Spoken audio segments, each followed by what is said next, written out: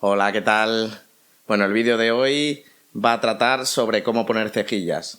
Y viene motivado por algunos mensajes que me habéis enviado porque os cuesta mucho hacerlas. Habéis estado practicando los acordes mayores y menores como os expliqué en mis anteriores vídeos. Y nada, parece ser que se os resisten las cejillas. Bueno, es lógico, ¿eh? Al empezar es muy lógico que se resistan las cejillas. Muy normal, ya os digo. Y si bien es cierto que este vídeo no es ningún milagro, que de repente después de verlo vais a hacer las cejillas de maravilla y no os van a doler para nada los dedos, etc., me temo que eso no va a ser así. Por lo menos os voy a decir unos consejillos que yo creo que os pueden ayudar a que os salgan mejor y os salgan antes y os duelan un poquito menos.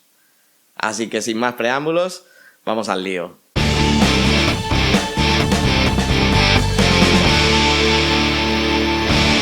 Si recordáis de anteriores lecciones, pues cuando os decía cómo teníais que atacar en la guitarra, por ejemplo, que teníais que atacar con los dedos rectos y arqueados hacia los trastes, que la pulsación con el dedo pulgar no tenía que ser demasiado fuerte, no tenía que hacer demasiada presión en el mástil, ¿vale? Simplemente la justa para que no cerdeen las cuerdas. Tendemos a presionar de más y eso nos lo tenemos que quitar.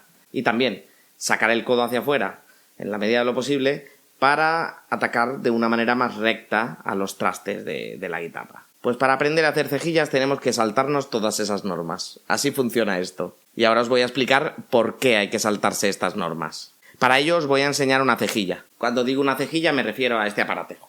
Mirad. Esto es una cejilla. Pensad que cuando nosotros hagamos una cejilla con los dedos lo que tenemos que imitar es a este instrumento. Este instrumento es como una especie de pinza que se coloca sobre cualquier traste, quedando de este modo. Fijaos, ¿veis? En la parte trasera está, digamos, la pieza que actúa como si fuera el pulgar. Y esto actuaría como si fuera nuestro dedo índice, que es con el que solemos hacer las cejillas. ¿Para qué sirve este aparato? Pues sencillamente para, en vez de tocar con todas las notas al aire, poder hacer nuestros open chords y apoyándonos en esta cejilla artificial, por así decirlo.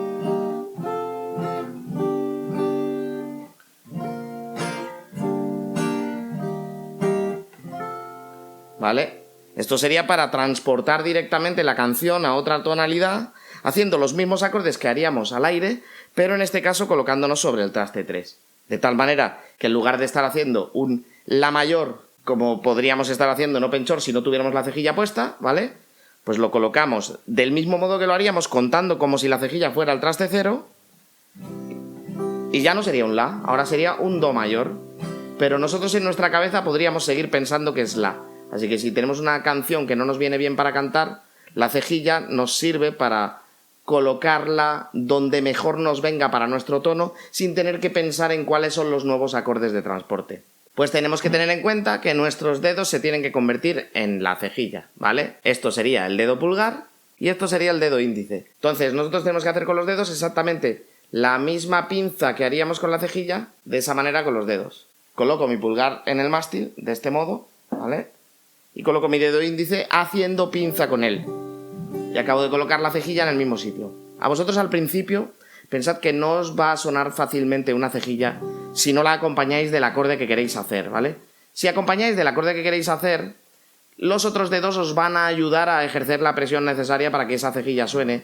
Si bien es cierto que en condiciones normales, cuando estamos tocando, yo os pido que el codo salga hacia afuera para atacar lo más recto posible, en el caso de hacer la cejilla, si juntamos el codo y pegamos el dedo hacia el traste, acercarnos lo más posible al hierro. Como veis que estoy haciendo yo, me acerco tanto que tapo el hierro incluso, sin llegar a ponerme encima de él. Estoy justo por detrás. ¿Qué tenemos que tener en cuenta? Nuestro codo lo pegamos al cuerpo. Si os fijáis, el dedo no va a atacar totalmente recto.